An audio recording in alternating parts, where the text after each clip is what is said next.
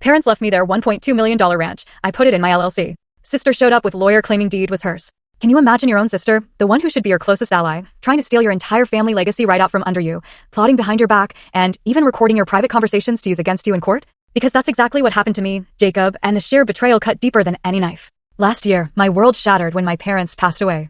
They left me their ranch, 80 acres of rolling hills, stables, and a house that had been in our family for 3 generations. Most people would just see a property worth over $1 million, but to me, it was the last tangible piece of them. This was my home, the place where I learned to ride before I could even bike, where I heard my dad's boots on the porch every morning and watched my mom stare out at the pasture like she could see the future. What I wasn't prepared for was how quickly things would turn ugly. My sister, Claire, 3 years older, a lawyer, always used to getting her way, acted supportive at first. We cried together, hugged, she told me we'd get through it. But we've always been different. She left for the city years ago, only showing up for holidays or an Instagram photo op with the horses.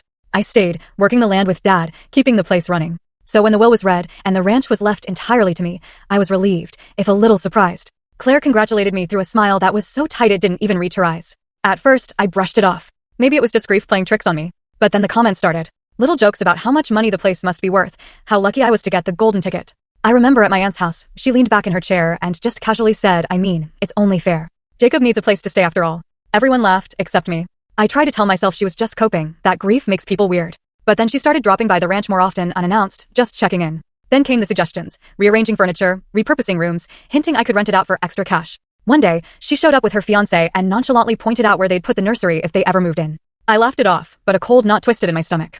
That night, sitting in Dad's old chair on the porch, crickets buzzing, I felt it. The ranch was becoming a chessboard, and I didn't like where her pieces were moving. 2 weeks later, Claire showed up with papers in hand, that same tight smile plastered on her face. Just routine estate stuff, she said, sliding them across the kitchen table. But as I picked them up, the words screamed at me, transfer agreements, title adjustments. My gut screamed that this was anything but routine.